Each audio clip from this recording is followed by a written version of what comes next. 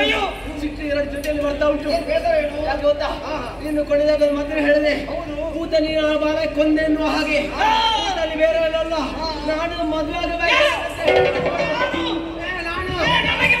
ಮಾತು ಕೊಟ್ಟಿದ್ದಾಳೆ. ಮದುವೆಗೆ ಮಣ್ಣಾಗ ಇನ್ನು ಮುಂದೆ ಮಾಡ್ಬೇಕು ನಾವು.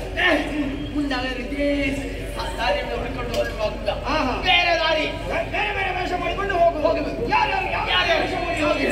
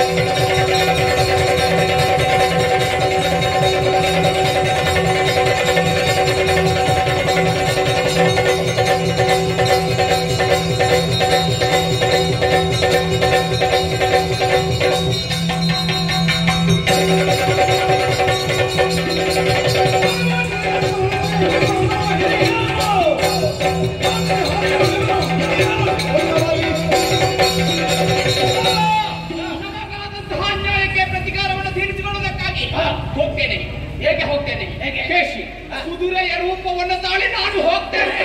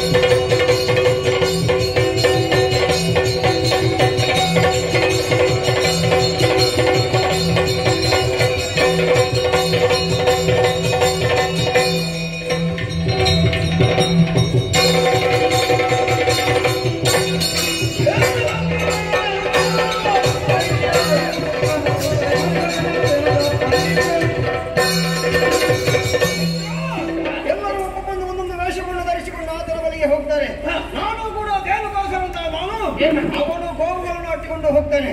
ಆ ಗೋವುಗಳ ಮಧ್ಯದಲ್ಲಿ ಕತ್ತೆಯ ರೂಪವನ್ನು ತಾಳಿ ಸೇರಿಕೊಳ್ತಾನೆ. ನಮ್ಮಂತಹ ಹುಡುಗರನ್ನು ಅಲ್ಲಿ ವಿಧ ವಿಧವಾಗಿ ಶಿಕ್ಷಿಸ್ತಾನೆ. ಅವನನ್ನು ಸಾಯಿಸಬಾರದು.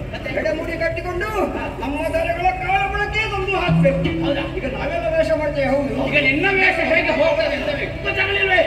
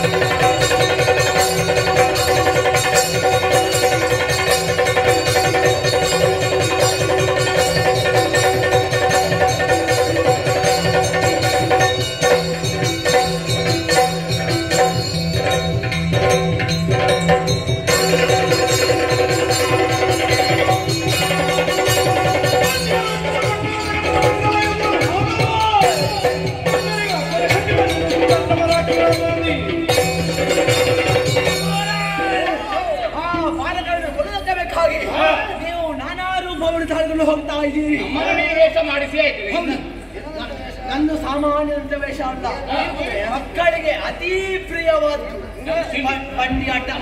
ಬಂಡಿ? ಹೌದು, ಬಂಡಿ ಆಟ. ಬಂಡಿಯ ಮೇಲೆ ಇರ್ತಾರೆ, ಅದರ ಬಗ್ಗೆ ಕೂತ್ಕೊಂಡು ಬಂಡಿಯನ್ನು ಸುಡುವುದಕ್ಕೆ ಪ್ರಾರಂಭ ಮಾಡ್ತಾರೆ. ಆ ಸಂದರ್ಭದಲ್ಲಿ ಬಂಡಿಯ ರೂಪದಲ್ಲಿದ್ದಂತಹ ನಾನು ಆಕಾಶವಾರ ಇದ್ದೇನೆ, ಅಲ್ಲಿಂದ ಕೆಳಗೆ ಅಪ್ಪಳಿಸಿ ಅವನನ್ನು ಕೊಂದು ಬಿಡ್ತೇನೆ. ಈಗ ನೀನು ತೋರಿಸಿದ್ದು ಬಂಡಿ ಅಲ್ಲ ನನಗೆ. ಹೌದು, ಅದು ಬಂಡಿ ಬಂದದ್ದು. ಸರಿ ಸರಿ, ಹೊಸ ಬಂಡಿ ಅಂತ ಅದು ಮಂಡಿ ಉಂಟಲ್ಲ, ಬಂಡಿ. ಹಳೆ ಗಾಡಿಗೆಲ್ಲ ಬಣ್ಣ ಕೊಟ್ಟು ಹೊಸ ಬಂಡಿ ಮಾಡುದು, ಹೊಸ ಬಂಡಿ ಆಗಿ. ಹೌದು, ಸರಿ. ಅದೇ ಅವರಿಗೆ ಕಣ್ಣಿಗೆ ನೋಡುವಾಗ ಚಂದ ಕಾಣ್ತದೆ. ಹೌದು, ಆಕರ್ಷಣೀಯ. ಸರಿ, ನೀವು ಬರೋಣ.